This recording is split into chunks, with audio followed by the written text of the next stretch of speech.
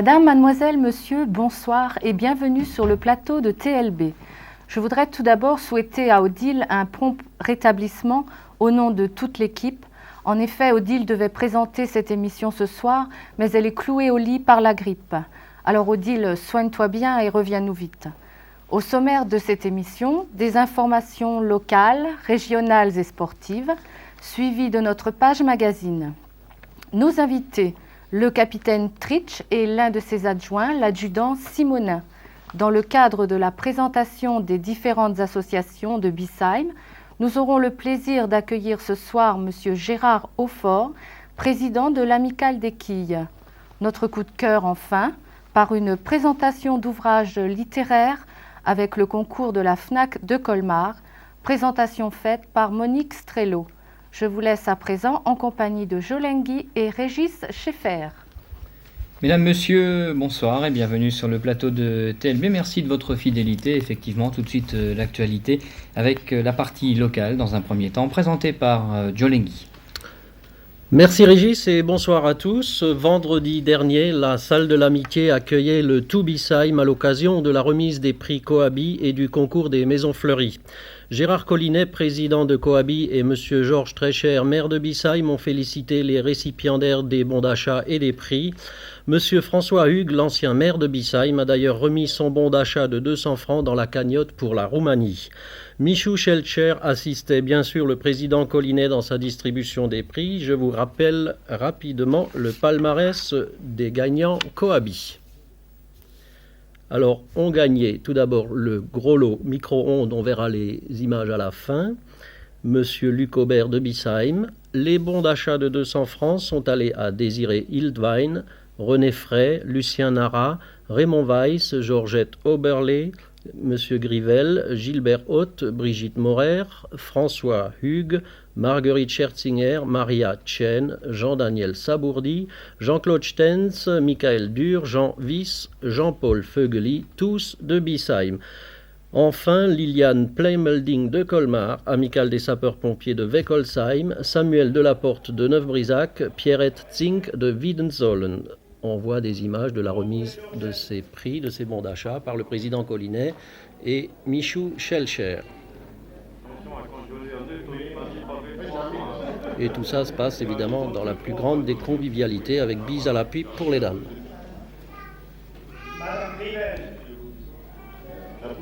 Régis, je suis sûr que tu aurais voulu y être aussi.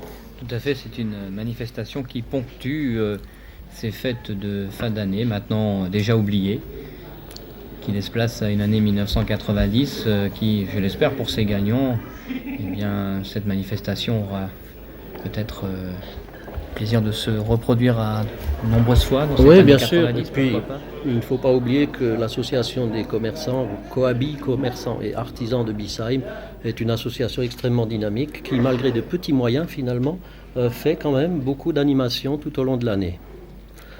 Alors là, nous apercevons le maire qui, lui, va attaquer tout à l'heure la partie remise des prix des Maisons Fleuries. Mais nous n'en sommes pas encore là. C'est qu'il y avait beaucoup de prix. Hein. Oui, tout à fait. Je crois que ça a été une manifestation haut en prix, non pas en couleur. Oui. Et puis je rappelle aussi, quand même aussi en couleur d'ailleurs. Oui, je rappelle le très joli geste de l'ancien maire de Biesheim qui a remis son bon d'achat de 200 francs, c'est-à-dire la valeur de 200 francs dans la cagnotte pour la Roumanie.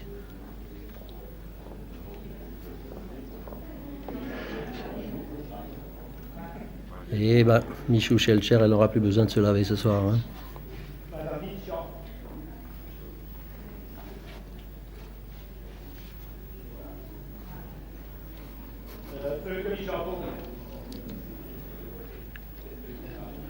Et tout ça, ça se passait dans la salle du Capitole qui est juste au-dessus de nos têtes, me semble-t-il. Tout à fait.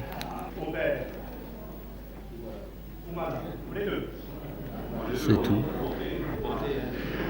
Je crois qu'il va remettre le four à micro-ondes, au grand gagnant de cette opération de Noël qui s'appelle Luc Aubert de Biesheim.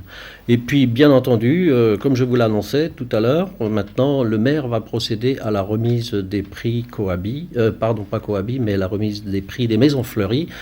qui chaque année remporte un grand succès parce qu'il faut le dire aussi, les Bissaïmois font beaucoup d'efforts pour fleurir non seulement les façades, mais la ville en elle-même fait également beaucoup d'efforts pour fleurir les parterres, les entrées de la ville. Est-ce que tu as remarqué ceci, Régis? Oui, tout à fait. Ça, c'est une des particularités de notre belle région alsacienne, à savoir des maisons fleuries un petit peu partout, et surtout à Concours. Non, ça, c'est pas une maison fleurie, mais c'est pas loin. Dans quelques instants, donc à l'image sur votre téléviseur. Mais je crois qu'effectivement, c'est une manifestation bien sympathique. On voit à peu près dans tous les villages alsaciens. Et je crois que bien que c'est pour le plus grand plaisir des touristes qui viennent tout au long de l'année nous voir. Et le maire a félicité chaleureusement ses concitoyens. Voilà, on le voit ici. C'est tellement chaleureux qu'on ne l'entend même pas. Je voudrais saluer toutes ces personnalités, toutes ces personnes qui sont là, mais je crois que je vais pas commencer à les saluer tous, le président Collinaire, saluer tout le monde. Et je voudrais remercier M. et Mme Hugues de leur geste pour la Roumanie. Nous avons maintenant, en liaison avec notre commune jumelle du Badagnet, nous avons essayé de nous occuper, de prendre en charge, de parrainer un village. Demain, une réunion aura lieu qui va nous permettre de désigner la retraite. J'espère que cette opération pourra se poursuivre pour la satisfaction de l'ensemble de la population de Bissaïm, celle des alentours, mais surtout nos commerçants et artisans, pour qu'ils puissent continuer pour rendre service à la population de Bissaïm. Merci aussi, et là nous passons du côté de la commune, merci à tous ceux qui tout à l'heure seront récompensés pour ce qu'ils font pour le fleurissement du village. Et je crois, mesdames et messieurs les commerçants et artisans, ceci aussi fait partie un peu de votre job. Et aussi dans ces balcons et dans ces jardins agréables. Aussi merci à vous toutes et à vous tous pour ce que vous faites pour la commune de Bissaïm, pour qu'elle soit beaucoup plus meilleure encore. Les prix qui ont été distribués ainsi que les diplômes. Alors le palmarès, premier prix Marie-Louise Egensperger, Gérard Aufort qui est dans le studio, bravo Gérard, Weber Jacques, deuxième prix André Rosselot, François Rosselot, Bernard Arnault, troisième prix Jean-Marc Effelin, Fernand Ridet et Victor Verlet. Quatrième prix Jean-Paul Ludwig, Jean-Marie Billman, Langlois René. Cinquième prix Aristide Zemp, Jeanne Zemp, ils font ça en famille. Jean-Claude Effely, Bertrand Ferder, Gérard Oberlé, Bertrand Zemp, Bruno Lewandowski, Roger Ebel, et il y a même eu des prix de consolation qui sont allés respectivement à André Kempf, Michel Frey, Angèle Jean-Christophe, Maurice Peuple, Maurice Homesser, Schmidt Evelyne, Robert Billman, Cécile Efflinger, Lucien Verret et Jacques Lambourg. Voilà encore des bises, des fleurs, et puis j'ajoute, je ne connais pas le montant, mais les prix remis par la municipalité de Bissaïm sont quand même assez conséquents et permettent de regarnir un peu les jardinières pour l'année prochaine.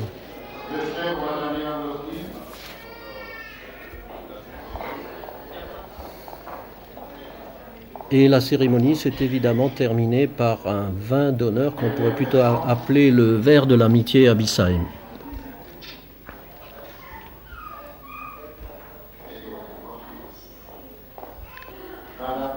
Avec bien évidemment les encouragements de TLB pour poursuivre cette belle action l'année prochaine. Et l'année prochaine, Régis, c'est-à-dire cette année-ci, il faudra qu'on n'oublie pas d'aller faire un film sur les différentes façades de Bissaïm. Tout à fait, je crois qu'effectivement c'est le moment ou jamais de présenter à nos amis téléspectateurs ces belles façades bissaïmoises, fleuries, ô combien.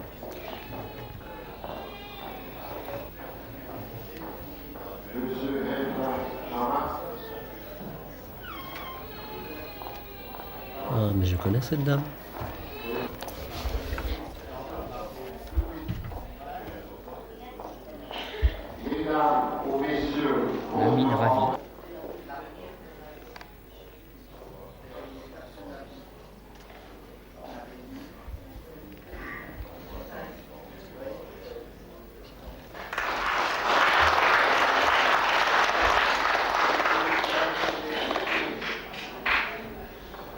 Monsieur ou Madame Aurore Gérard.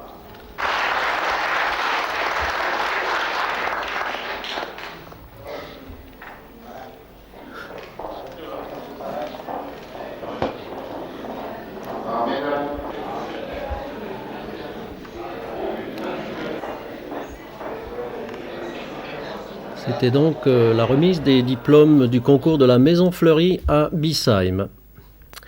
Au conseil municipal, présidé par Georges Trécher, maire, pas de grande décision jeudi dernier. Tout au plus peut-on relever que le premier magistrat a présenté officiellement à ses conseillers, mademoiselle Karine Ielmini, originaire de Sainte-Marie-aux-Mines, nouvelle rédactrice nommée à la mairie depuis le 2 janvier dernier.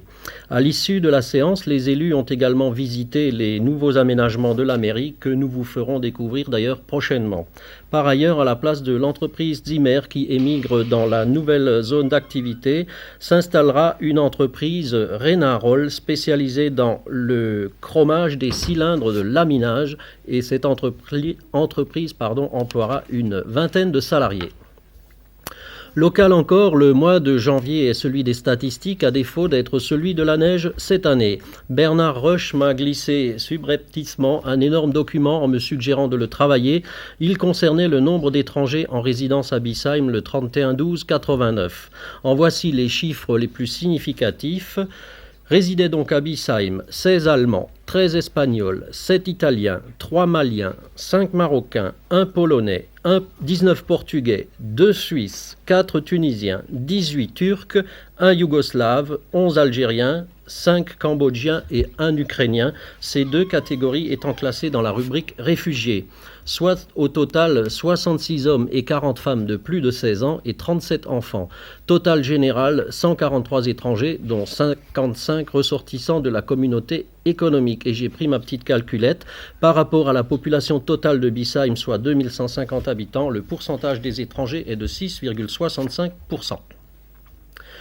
Quelques informations en bref. Les cours de ranimation organisés par la section locale de la Croix-Rouge débuteront mardi 23 janvier à 20h au FAC et les cours pour l'obtention du diplôme de surveillant de baignade et du brevet national de sécurité et de sauvetage aquatique OUF ont débuté aujourd'hui, mercredi 17 janvier à la piscine de l'île du Rhin en ce moment même, s'ils étaient à l'heure évidemment. Des renseignements peuvent être obtenus auprès de Gérard Higelin au téléphone 89 72 65 52. Je répète, 89 72 65 52. Mais il faut au moins savoir nager.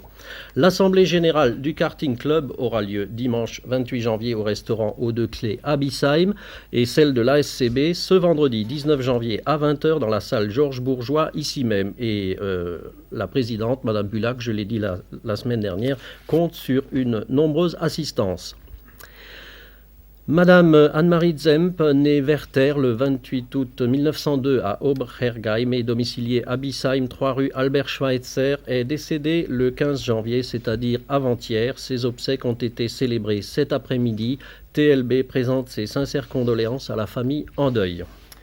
Voilà donc pour ces informations dites locales. Nous allons aborder le domaine régional de ces mêmes informations avec au programme la sécurité routière, des faits divers, nous y reviendrons tout à l'heure en page magazine d'ailleurs, et le pont Bélé de la porte de Strasbourg avec Jolenghi.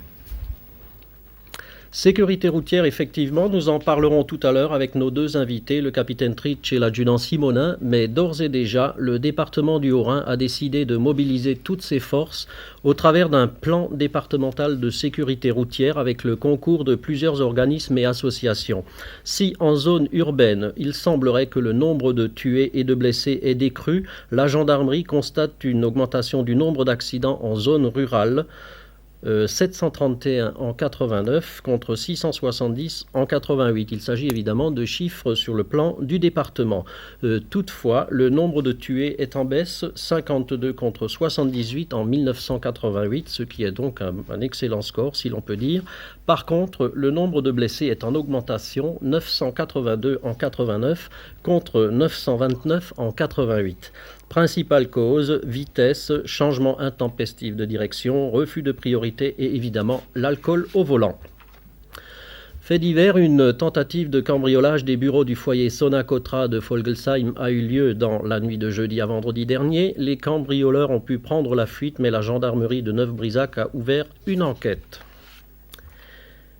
Le pont Belay de la porte de Strasbourg à Neuf-Brisac n'est plus qu'un souvenir. Il a été démonté par les soldats du 9e régiment du génie qui ont été tellement rapides que notre équipe de reportage n'a plus eu le temps de filmer quelques images de cet événement. Mais l'accès à la ville de Neuf-Brisac n'est pas encore possible par le pont de Strasbourg tant que les travaux du tablier de ce pont ne seront pas achevés. Mais tout de suite, la suite des informations régionales sportives avec mon ami Régis. Oui, tout à fait. Pour sa dernière participation, on débute par le Paris-Dakar. On parlera également de l'affaire Daniel Echter et nous parlerons également du Paris-Colmar. Alors tout d'abord, pour sa dernière participation au Rallye Raid, l'écurie Peugeot a amplement rempli le contrat qu'elle s'était fixé. En effet, l'écurie Peugeot s'est placée aux 3 premiers rangs du classement général final. Le Finlandais Ari Vatanen sur 405. Peugeot donc a signé sa 3e victoire sur l'épreuve africaine, 87, 89 et 90, en devançant son coéquipier suédois Björn Valdegaard de 405 et Alain Ambrosino 205. En catégorie moto, l'Italien Eddie Orioli sur Cagiva n'a connu aucune difficulté pour maintenir son avance au général sur ses poursuivants et ainsi inscrire son nom au palmarès pour la 2e fois consécutivement. A noter que par rapport au départ de l'épreuve, 27% des autos, 24% des camions et 44% des motards ont pu rejoindre l'arrivée. A noter également que ce Paris-Dakar a été malheureusement endeuillé une nouvelle fois. C'est un journaliste finlandais ami de Vatanen, Kaj Salminen, qui est en effet donc décédé dans un accident de la route le 14 janvier dernier à Markala au Mali. D'autre part, le motard français Pierre-Marie Poli, grièvement blessé à Dirkov au Niger le 2 janvier, est toujours dans le coma avec un déficit neurologique persistant. Parlons un peu du seul Alsacien rescapé, Patrick Transer, qui a tenu son objectif, celui de franchir la ligne d'arrivée, même si c'est à la dernière place, et cela malgré de nombreux ennuis mécaniques et de multiples chutes. Parlons à présent, et après le Paris-Dakar, du Paris-Colmar à la marche cette fois-ci. Selon M. Toison, président de l'association des organisateurs du circuit sélectif de marche aux épreuves de grand fond, Paris-Colmar serait sur le mauvais chemin alors que le budget des 200 km de Torcy prévus les 17 et 18 mars n'est pas encore bouclé et que les 200 km de Château-Thierry prévus les 31 mars et 1er avril ont été annulés. Rien n'est certain en ce qui concerne Paris-Colmar, je cite, le budget n'étant pas encore bouclé et le comité d'organisation qui doit remplacer la Société du Tour de France pas encore formé, affirme donc M. Toison. Fin de citation. À noter, j'ai eu le plaisir d'interviewer il y a quelques jours de cela Clément Scherzinger, qui est le président du CSL Neuf-Brisac, qui s'est porté demandeur de l'organisation de cette énorme organisation du Paris-Colmar que j'ai eu le plaisir en ce qui me concerne de suivre à de nombreuses reprises. Une superbe manifestation, mais véritablement un gros morceau si cela devait être le cas pour le CSL Neuf-Brisac, présidé donc par Clément Scherzinger.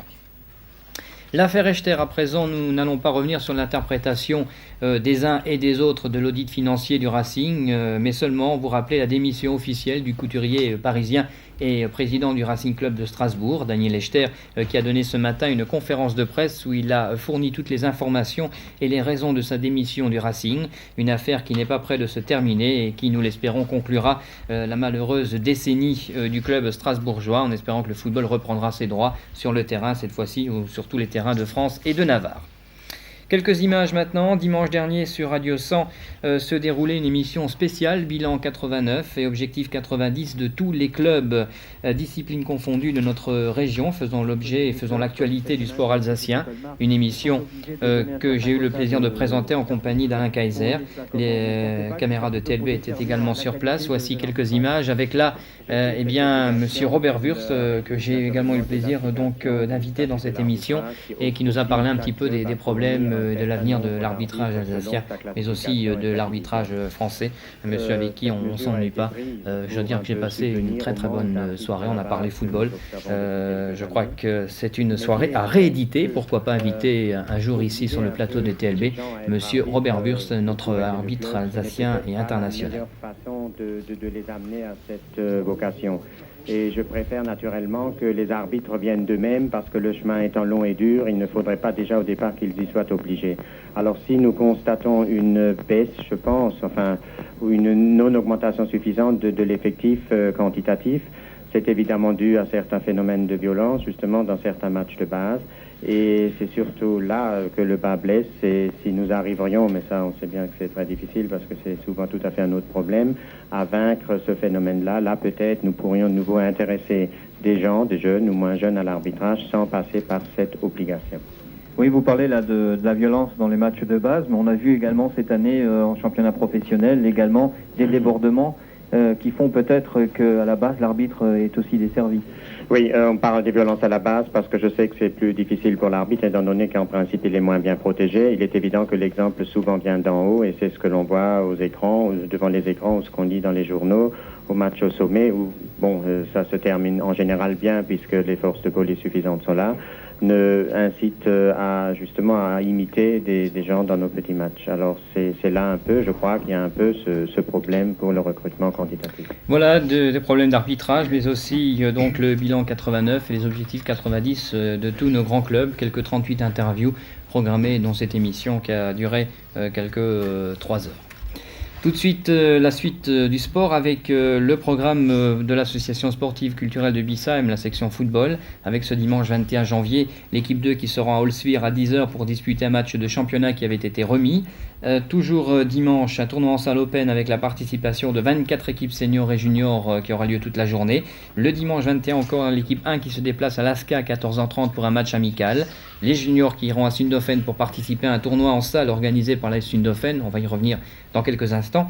Et puis les minimes qui se déplaceront également pour un tournoi en salle, mais cette fois-ci à Orbourg. Souhaitons bonne chance à toutes ces équipes qui se déplacent pour porter haut les couleurs du club de Bissheim. Bien sûr, on sait que la section foot de Bissheim a organisé et organise encore de nombreux tournois. Je viens de vous en parler dans quelques instants. Tournois donc de football en salle. On sait aussi que les différentes équipes qui composent la section foot font l'objet d'innombrables invitations pour participer à d'autres manifestations, comme le tournoi organisé par la Sundofen qui regroupait quelques 30 équipes cadets et minimes, où l'équipe cadet d'ailleurs s'est distinguée en battant en finale l'équipe de Orbourg 4-1. Félicitations donc aux jeunes Bissheimois. On passe au handball à présent avec des résultats en masculin du week-end dernier. Winsenheim 2 qui a battu Bissheim 1 quelques 21-15. Fessenheim 2, Bissheim 2 15-20. Chez les féminines, victoire de Bissheim à Fastad 4-24. Prochain week-end, donc ce week-end qui vient, samedi soir à Master, à 18h Master, Bissheim 1.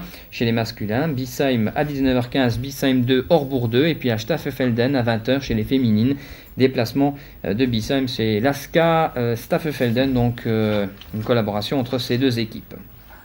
Toujours du handball avec des résultats du tournoi handball. Benjamin à Bissheim, Bissheim Labaroche 2-8 et Bissheim Mulhouse Riedisheim Handball Club, les doublures donc 5-4. Chez les poussines, équipe 1 à Bissheim, Bissheim Saint-Louis 0-10, Bissheim Colmar 3-1 et poussine équipe 2 à Colmar, Fessenheim Bissheim 3 partout, Colmar Bissheim 3-0. Prochaine rencontre tournoi le samedi 20 janvier à 15h30 à Mulhouse en ce qui concerne les Benjamins. Nous terminons avec la Coupe de France où Bissheim a battu les espoirs Colmar 6.0, 1387 bois pour Bissheim, 1228 bois pour les espoirs de Colmar. Les prochaines rencontres, samedi 20 janvier, Bissheim 1 face à Cernay et Niederarkheim face à Bissheim 2. Dans notre page magazine tout à l'heure, nous aurons le plaisir de vous présenter, dans le cadre de notre tour d'horizon des différentes associations, nous présenterons l'amicale des skieurs de Bissheim, c'est cela oui, représenté par Gérard Aufort. À tout à l'heure donc en ce qui me concerne pour la page magazine. Cette page sportive est maintenant terminée. Je vous propose de céder la parole à Jolenghi et ses invités. Comme je vous le disais tout à l'heure, sur le plateau de TLB ce soir, 2 invités de marque, le capitaine Tritsch commandant la compagnie de Colmar, la compagnie de gendarmerie, et l'un de ses adjoints qui commande la brigade de gendarmerie territoriale de Neuf-Brisach, l'adjudant Simonin. Bonsoir messieurs. Alors tout de suite, mon capitaine, est-ce que vous pourriez présenter pour nos téléspectateurs votre compagnie? Ça consiste en quoi exactement, une compagnie de gendarmerie? Monsieur Lingui, bonsoir. Je voudrais d'abord remercier TLB d'avoir pensé à inviter la gendarmerie ce soir pour cette émission. Et puis effectivement, je voudrais présenter la compagnie. Je suis donc le commandant de compagnie à Colmar et j'ai actuellement sous mes ordres 145 gendarmes et 30 gendarmes auxiliaires qui effectuent leur service militaire. La compagnie de Colmar, c'est 10 brigades territoriales, une brigade des recherches qui s'occupe essentiellement des problèmes judiciaires et le peloton de gendarmerie de surveillance en montagne qui se trouve à Münster. Du point de vue de la superficie, la compagnie de Colmar, c'est 32% du département du Haut-Rhin. C'est la plus grande compagnie du point de vue surface. C'est aussi une compagnie qui a ce privilège rare de recouvrir 2 arrondissements à la fois, celui de Colmar et celui de Ribeauvillé. Et pour tirer 2 diagonales, pour fixer un petit peu les idées, ça va de Sainte-Marie-aux-Mines au nord-ouest, jusqu'à Neuvrisac, ici, et ça va dans l'autre sens, depuis Arzenheim jusqu'à la fin de la vallée de Metzeral. Ah oui, ce qui vous fait donc énormément de travail, si je comprends bien, mon capitaine. Ce qui fait énormément de travail, oui, puisque nous surveillons, à nous tout seuls, excepté donc la ville de Colmar, qui est prise en charge par la police nationale, sur l'ensemble des 180 000 habitants qui sont sur la superficie de la compagnie, nous en avons 91 000, 92 000 à peu près. Oui, alors, puisque nous en sommes aux présentations, est-ce que l'adjudant Simonin pourrait présenter sa brigade, qui est fort connue, puisque c'est celle qui couvre Bissheim, Neuvrisac, etc. Où en êtes-vous? Combien d'hommes? Qu'est-ce que vous y faites? Oui, je vous salue à mon tour, je vous remercie de votre invitation. La brigade de Neuvrisac couvre le canton de Neuvrisac qui réalise 16 communes. Il y a 15 000 hectares. Nous sommes pour cette surveillance un effectif théorique de 13. Je commande la brigade, j'ai 2 chefs adjoints et 10 gendarmes. C'est un effectif absolument théorique puisque en tout temps il y a des gens qui sont soit en stage, soit en congé ou des places vacantes par suite de mutation. Actuellement, il m'en manque 2. Mon adjudant, est-ce que votre brigade n'est pas aussi chargée de venir en soutien à la garde de la centrale nucléaire de Fessenheim? Justement, j'allais y venir, j'allais donc vous présenter cette particularité. Nous sommes à la limite de la centrale nucléaire de Fessenheim qui est installée sur la commune de Fessenheim. Et nous participons dans la mesure de 2 gendarmes qui assurent des patrouilles en continu de 9 heures. Ce qui fait que ces 2 militaires sont déjà occupés pour une bonne part. C'est ça. Alors, nous sommes sur ce plateau ce soir, mon capitaine, mon adjudant, pour parler de la sécurité. Alors, sécurité routière d'abord, vous avez sûrement vu, et vous êtes aux premières loges pour voir ce qui se passe sur la route en ce moment. Tout à fait.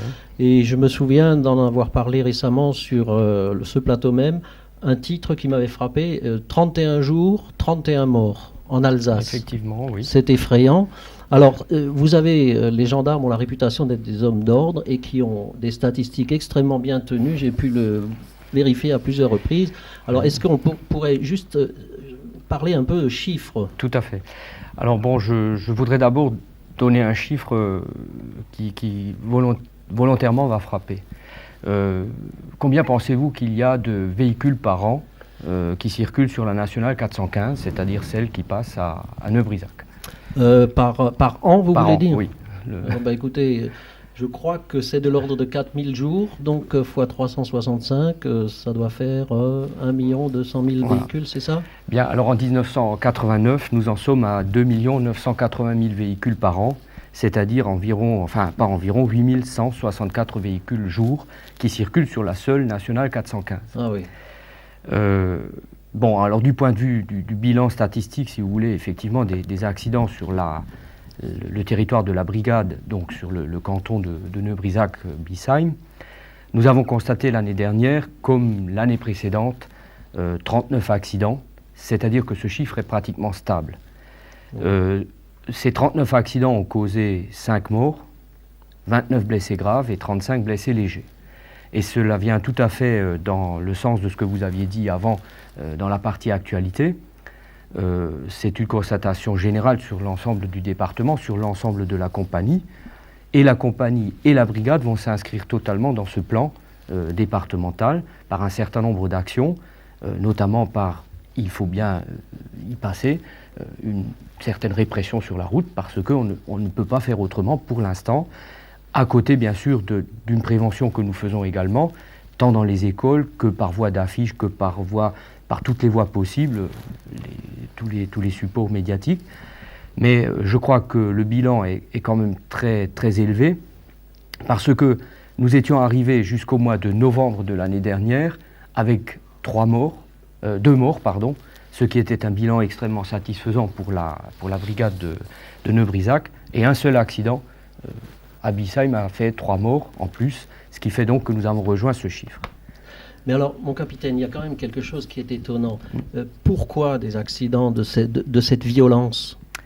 Parce et que on le remarque de plus en plus, oui. Les accidents deviennent de plus en plus meurtriers quand il y en a. Effectivement, et c'est une des explications de l'élévation constante du chiffre des blessés graves. C'est ça. Oui. Mais je crois que les causes principales, c'est effectivement celles que aussi vous avez citées, mais elles ont peut-être une hiérarchie un peu différente ici dans le canton, et je crois que c'est de ça qu'il faut qu'on parle.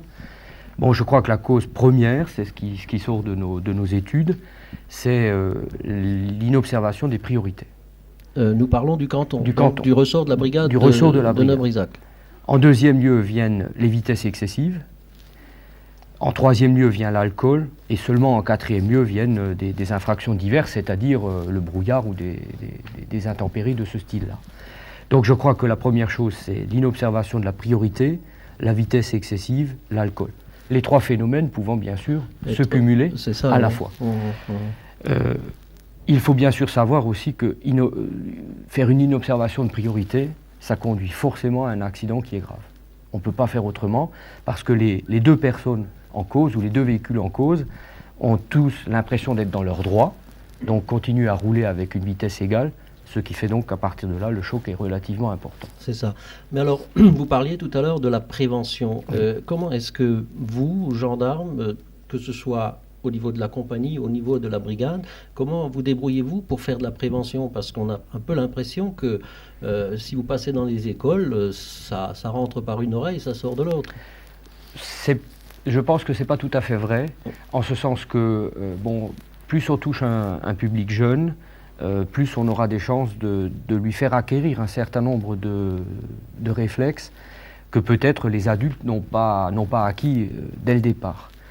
Une autre manière aussi de faire de la prévention, c'est quand même ce que tout le monde constate, c'est la présence du gendarme sur la route. Le képi, il fait peur. Le képi fait peur. C'est certainement une bonne formule. C'est peut-être encore celle qui reste la plus efficace. Oui. Régis, tu voulais intervenir dans le débat ? Oui, je voulais poser une petite question. Vous parliez tout à l'heure de spécifications en ce qui concerne le canton, et donc par rapport à l'alcool et aux autres raisons de nombreux accidents. Mais est-ce que, par exemple, par rapport à d'autres cantons, est-ce que ça change ? Est-ce que les priorités ne sont pas les mêmes ? Je veux dire, est-ce que l'alcool n'arrive pas en première position dans certains cantons ? Oui. Et donc la prévention n'est pas la même à partir de ce moment-là, à partir que les raisons ne sont pas les mêmes. Effectivement, mais enfin, je voudrais un tout petit peu corriger, parce qu'on a essayé là de faire quelques études au niveau de la compagnie à ce moment-là, relativement précises justement en ce qui concerne l'alcool. Je crois qu'à l'heure actuelle, l'ensemble des campagnes qui ont été faites en ce qui concerne l'alcool ont vraisemblablement porté une part de leurs fruits, parce que ça ne touche jamais la totalité, mais une part de leurs fruits, en ce sens qu'on se rend compte que l'alcool, dans aucun canton, n'est en fait la cause principale d'un accident. C'est un facteur aggravant. C'est un facteur aggravant, quelquefois, mais je crois que le nombre d'opérations anti-alcoolémiques que nous faisons par an y est pour quelque chose. Mais mon capitaine, je voudrais revenir plutôt à la brigade de Neuvrisac dans ce cas. Mon adjudant, est-ce que vous avez des chiffres précis sur vos sorties répressives en ce qui concerne donc la brigade ? En matière de sorties, ce que vous avez appelé sorties répressives, c'est ce que nous appelons, nous, des services de police de la route. Oh, oui. Nous en avons d'une manière régulière, de 3 à 4 par semaine, et ils sont intensifiés les samedis, les dimanches, ou notamment les périodes qui sont dites primes verts, quand il y a une intensification de la circulation. C'est ça, oui. Oh. Mais est-ce que vous constatez à travers ces sorties, disons, un autre comportement de la part des automobilistes, pas forcément seulement des automobilistes, il y a d'autres véhicules sur la route ? Oui, bien évidemment, c'est assez symptomatique. Lorsque nous sommes en poste de surveillance pour la police de la route, les automobilistes font beaucoup plus attention, on constate des ralentissements, on s'aperçoit qu'ils sont plus attentifs à leur conduite. Seulement, comme nous ne pouvons pas nous déplacer au gré du flot des véhicules, cet impact a quand même une limite. Et je pense qu'il faudrait agir plutôt sur la compréhension et la conscience des gens pour conduire. Le fait aussi de la gravité des accidents peut avoir une raison, c'est qu'en Alsace, et principalement dans ce secteur, les routes sont rectilignes et ça tente de faire de la vitesse. Oui, effectivement, oui, c'est sûr, c'est aussi un facteur. Alors bon, sécurité routière, nous en avons parlé, je pense que nous n'avons pas oublié grand-chose. On ne refera pas le monde, c'est sûr, mais d'autre part, il y a l'autre aspect de la sécurité qui est la sécurité des biens, la sécurité des personnes chez elles ou donc dans un environnement de village ou urbain. Alors, qu'est-ce que vous pouvez en dire là en quelques mots, capitaine ? En quelques mots, bon, je crois que ce qu'on peut dire, c'est que le canton de Neubrisach est relativement un canton calme. Par rapport à l'ensemble, si vous voulez, dans ce domaine-là, par rapport à l'ensemble des cantons de la compagnie. Ce n'est certainement pas celui qui est le plus touché en matière de vol à la roulotte, de cambriolage, par rapport à d'autres cantons, notamment du Piémont des Vosges. C'est ça, oui. Puisque, bon, nous avons constaté, bon an, mal an, 150 vols à la roulotte sur 1989, une quarantaine à Neubrisach, 11 à Biesheim, ce qui est quand même relativement peu. C'est sûr que ce canton est à la fois une zone touristique, mais c'est aussi une zone de passage. Mmh. Par conséquent, les gens ne restent peut-être pas très très longtemps, ce qui fait que peut-être le voleur ou celui qui fait un vol à la roulotte y voit un moindre intérêt. Mmh. Bon, je crois que là, il ne faut pas cesser de répéter non plus, et c'est une prévention qu'on fait. En ce qui concerne les vols à la roulotte, les constatations effarantes qu'on fait de ce que les gens peuvent laisser à l'intérieur de leur véhicule. Alors je me demande si ce n'est peut-être pas quelquefois tenter un petit peu celui qui passe et qui voit une caméra de prix, qui voit un manteau de fourrure, qui voit une sacoche ou une pochette. Et je dois dire qu'il n'est pas 2 secondes ou 3 secondes, même lorsqu'on va acheter son pain le matin et que l'on laisse la voiture ouverte pendant 3 secondes ou 4 secondes, le temps d'acheter un pain, de ressortir, eh bien, l'objet a disparu. Parce que ce qui caractérise actuellement les voleurs à la roulotte, c'est premièrement la hardiesse, une présence pratiquement constante, et je crois qu'ils agissent, pour ainsi dire, au coup par coup.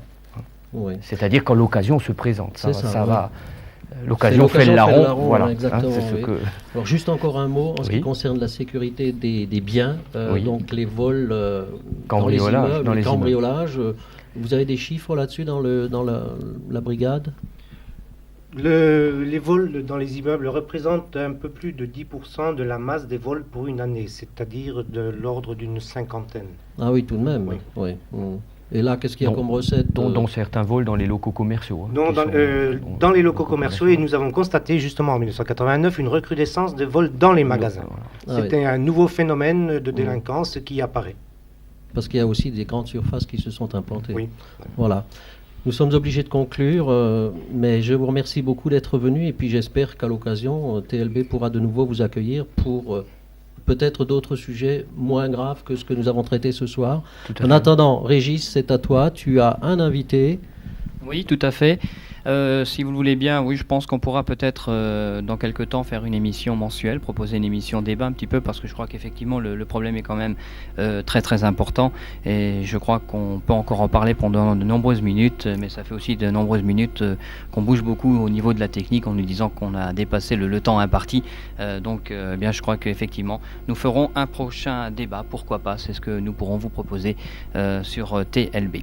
Alors tout de suite, la présentation, dans le cadre de la présentation des associations qui font partie notamment de la SCB mais aussi des autres, nous avons le plaisir d'accueillir Monsieur Aufort, de son prénom Gérard, et qui est le président de l'amicale de quilles de Biesheim, que je salue.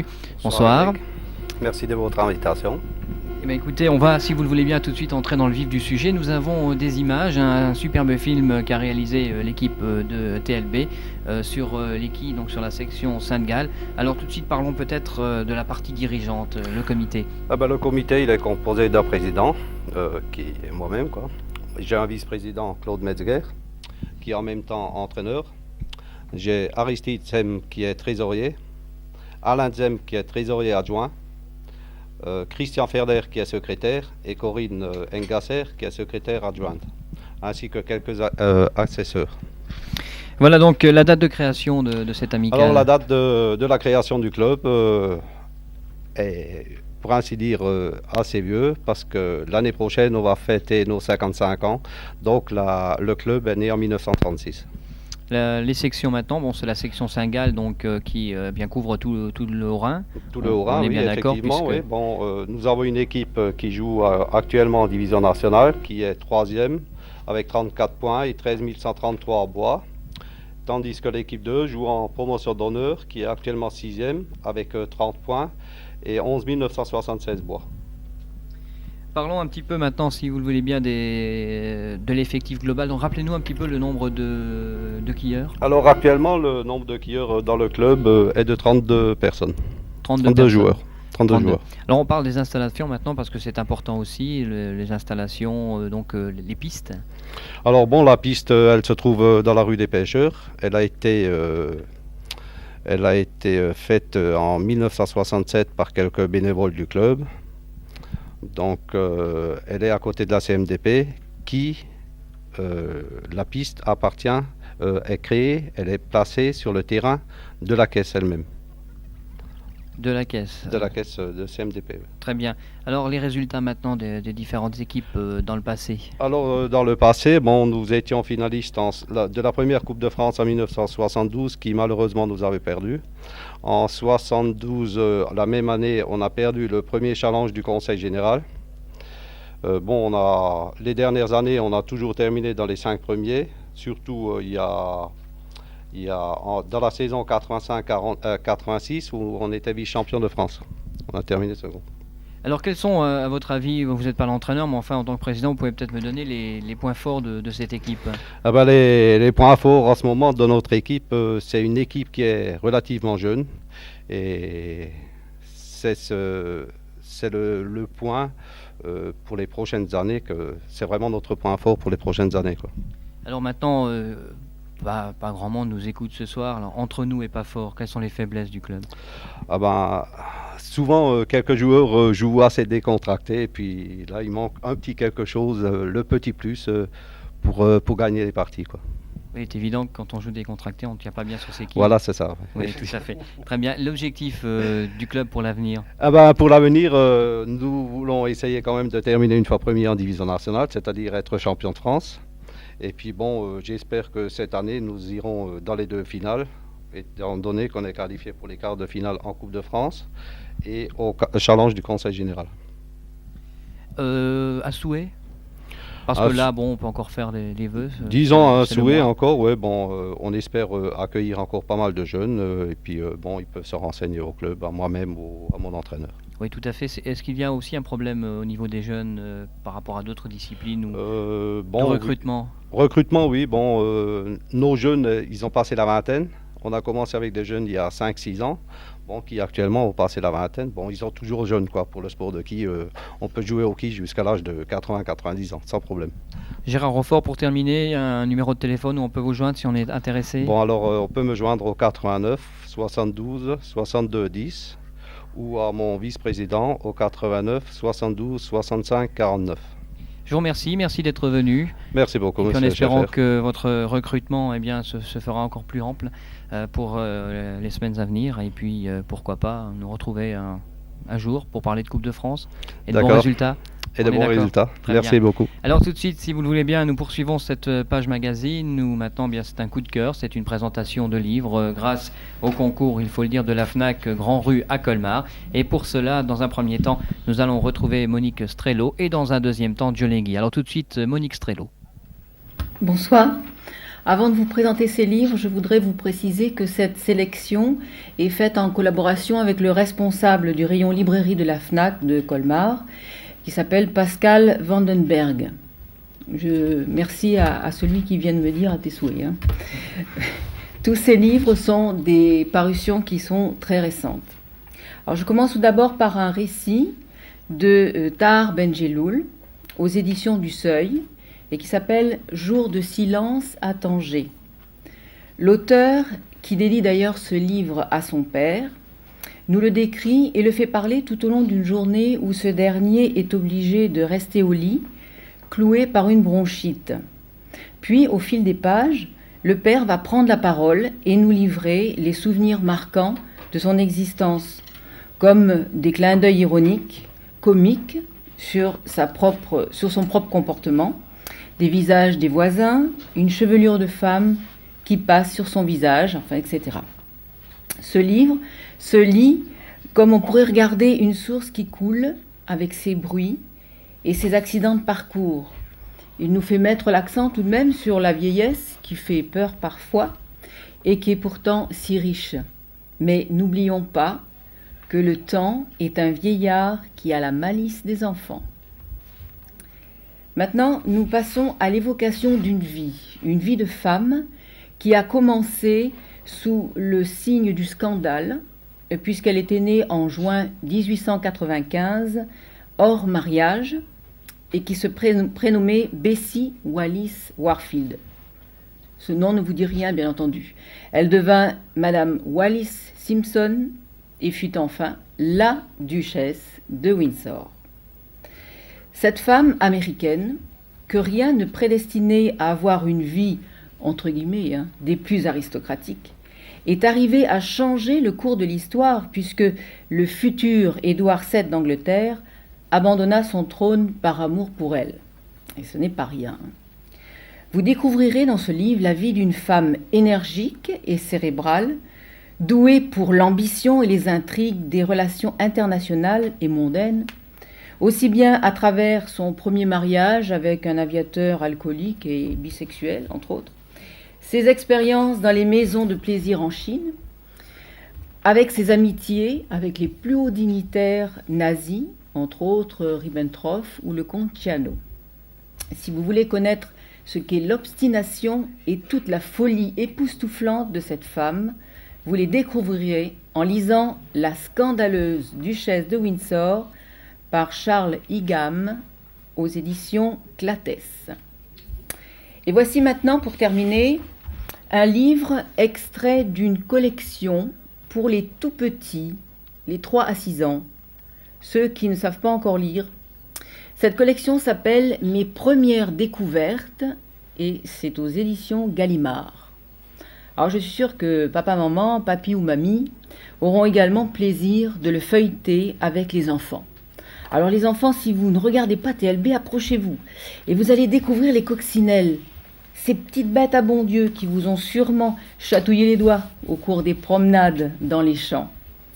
Ce livre a une particularité géniale, qui, mis à part le fait qu'il est très solide, il est en carton, pas de problème, on peut le jeter, on peut en faire ce qu'on veut, comporte des films transparents, regardez ça, qui vous font découvrir l'envers des choses.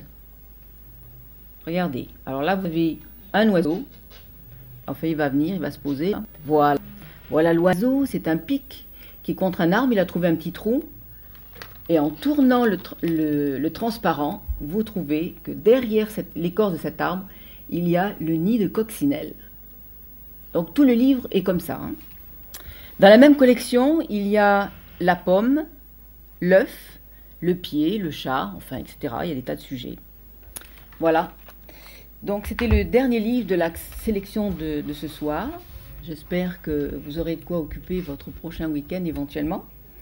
Je laisse le soin à Jolingui de reprendre dans ses mains vigoureuses la suite de cette émission. C'est très joli ce que vient de dire Monique, les mains sont vigoureuses, mais je voulais vous présenter également un coup de cœur.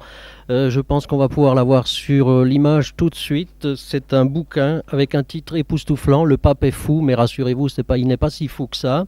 C'est un livre qui, Le pape est fou, c'est un livre qui a été écrit par un copain, d'ailleurs Martin Grave, qui est originaire de la vallée de Münster, un ancien pasteur devenu journaliste et qui observe le fonctionnement de l'Église catholique et des églises en général. Et il fait voyager le pape, qui a un frère jumeau qui l'oblige à rester à Rome, pendant que le vrai pape, lui, court le monde pour découvrir l'Église. C'est un très joli livre, très amusant à lire d'ailleurs. et que vous trouverez bien entendu dans toutes les bonnes librairies. Le pape est fou de Martin Graff aux éditions du Rhin, qui est d'ailleurs une édition alsacienne. Et puis en dernière minute, dans la rubrique des jubilaires du mois, j'ai complètement oublié, TLB présente ses meilleurs vœux au doyen Régis Schaeffer, qui fêtera demain, 18 janvier, son 98e anniversaire. Comme vous pouvez le constater, malgré le poids des ans, il est encore très vert et il a convié après l'émission tous les anciens de la station à un cocktail, pas Molotov du tout. Bon anniversaire Régis, et comme le veut la tradition, je te fais la bise au nom de toute l'équipe. Tu ne veux pas la bise? Ah bon? Alors on va demander à Mickey de venir faire la bise. Voilà, Mickey. Et puis nous allons tous entonner la chanson. Joyeux anniversaire, joyeux anniversaire, joyeux anniversaire, joyeux anniversaire. Je peux parler, oui, c'est bien. Non, juste encore une précision. Oui. Ce merveilleux gâteau a été confectionné ainsi que les truffes par notre ami Jean-Luc Wasmer, qui est derrière la caméra et qui est aussi cuisinier à ses heures perdues. Ou l'inverse, je ne sais pas. Merci, bravo. Oui, alors je m'en doute un petit peu parce que ça fait déjà un bon bout de temps que j'entends des bruits un petit peu partout dans la maison, des portes qui s'ouvrent, des regards qui s'entrecroisent, des voix qui se portent. Alors je m'en doutais un petit peu que ça devait m'arriver. Moi je vais remercier tout le monde, merci, parce que effectivement c'est très gentil. Je suis un petit peu ému, mais enfin bon, c'est normal, hein, on n'a pas tous les jours 30 ans. C'est pas 98, ah bon. Non, c'est 30 ans. Et c'est là, c'est la caméra, très bien. Et je dois effectivement remercier toute l'équipe de TLB qui m'a fait ce plaisir. Ce gâteau est très bien. Je voudrais remercier aussi donc Jean-Luc, merci. Mais je m'en doutais aussi que Jean-Luc allait me faire un gâteau, parce que lundi soir je l'ai entendu dire: il a 30 ans, je vais lui faire un gâteau. Mais j'ai pas entendu, moi. Hein. Enfin, pas fort. Hein. Merci Jean-Luc, et puis merci à tous et à toutes. Je crois que cette émission est maintenant terminée. On va céder la parole à Marie-Paul pour la fin de cette émission. Je voudrais vous remercier de votre attention. Vous souhaitez encore une très très bonne soirée, où vous voulez d'ailleurs. Peut-être pas sur TLB parce que nous en avons terminé. Et je voulais simplement vous donner rendez-vous la semaine prochaine. Merci. Voilà, comme vous pouvez le constater, cette émission se termine dans la joie et la bonne humeur. Nous vous rappelons que sa rediffusion aura lieu samedi 19 janvier à partir de 14h. Nous vous souhaitons à tous un bon appétit et une bonne soirée. Bonsoir. Erwensch eir aguata ova un aguati nord.